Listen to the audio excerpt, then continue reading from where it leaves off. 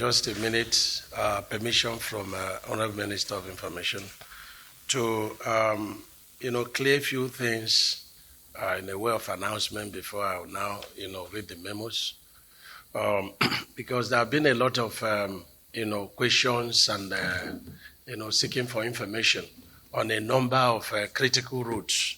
I'm not going to go through all, but just to let the press know that the Shagamu-Ore, to Benin route that is undergoing a serious rehabilitation now. And beside that, we are also doing procurement, for the proper reconstruction using reinforced concrete pavement. And on the Abuja-Kano, which we inherited, Mr. President, indicated that he doesn't want tax credit. He's respecting the previous tax credit that we inherited from past administration, but we don't want to do tax credit again in his own administration. So the sections 1 and 3 that we earlier on earmarked for tax credit is now going to be procured. But FEC had earlier on approved the Beja section, which is 162 kilometers for 740 billion.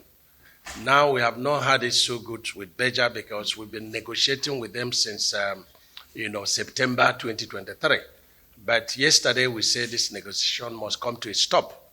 And so we're giving them 7 days. If after 7 days they don't accept our offer, which is the highest so far in the country, then we have no any other option than to issue them 14 days termination notice in accordance with the contract laws. But let me announce that the President graciously approved that the entire stretch should be repaid, notwithstanding that we are going to do permanent construction. So within the next 2 weeks, you will be going through the entire road without any pothole.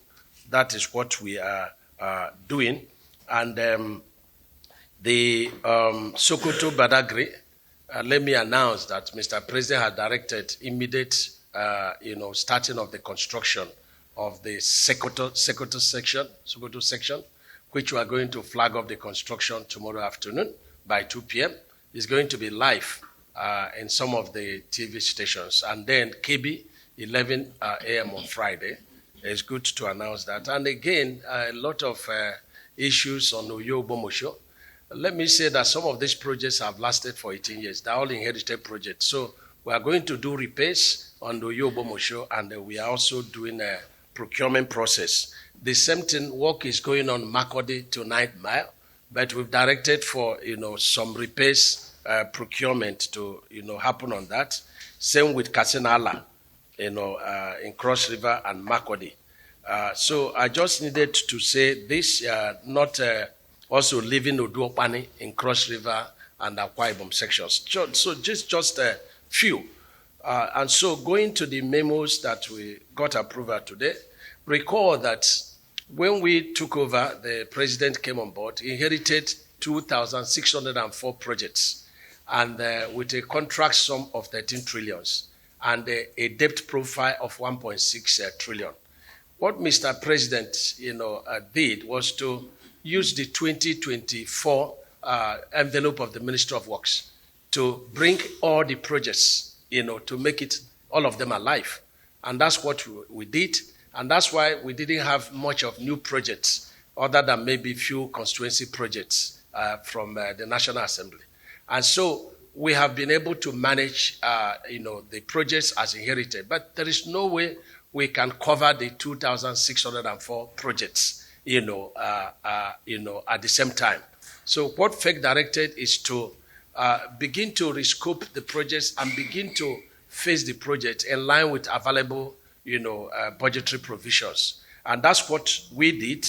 And we did that in the construction of, Buo, Kangiwa, Kamba, Gaya, Niger Republic Road in Kebbi State.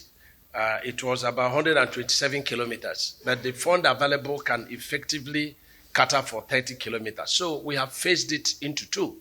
First phase is 30 kilometers, which FEC approved today, and then the second phase is 97. and this will be procured when fund becomes available. It's the same thing with Yola Hong Mubi Road in Adamawa State. It was a total of about 176 kilometers. So what we are doing now is to do 58 kilometers within the limit of available funds, and then 127 kilometers will also be done in subsequent phases. And then we also have the Kachako Dambazua route in Kano State. It was a total of 28.8 kilometers as awarded. And then what we have done now is to procure 5.6 kilometers phase one, in line with money available, and then the 23.2 kilometer will be awarded next phase. So the beauty of this thing and the ingenuity of it is that once we are procuring and phasing, we not suffer, a lot of inflection and fluctuations, due to a lot of dynamics in the construction materials.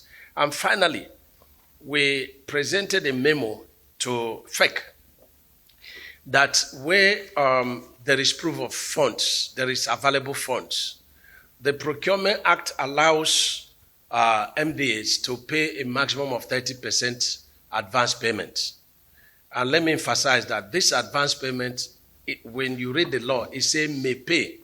And so when people are giving contracts and they don't mobilize and they say they have not been paid a mobilization, it is not legally binding because the word says may pay. And so some people turn it shall pay. So no, it's may pay. So where we have funds and we have available fund beyond this 30%. So what we are, we requested from FEC is approve that we first pay 30%, which is the Procurement Act, and not more. And then when the contractor has started work, and to the satisfaction of the Ministry of Works, we should be allowed to pay additional funds. Yes, the law allows us to pay in terms of materials on site, but we are asking beyond that. What is the essence of this? Is to mitigate a lot of fluctuation and inflection, because we have a lot of indices that affect the Ministry of Works, like the petroleum, it affects it. The dollar exchange rate also affects. So we are doing everything to manage the resources within the available funds so that we mitigate inflation. And so I will be seeking permission from the Honorable Minister and my colleagues here, and of course the press, to allow me to exit. If there may be questions, he is very capable, he can answer it, and so that I can travel to Sokoto to perform the assignments.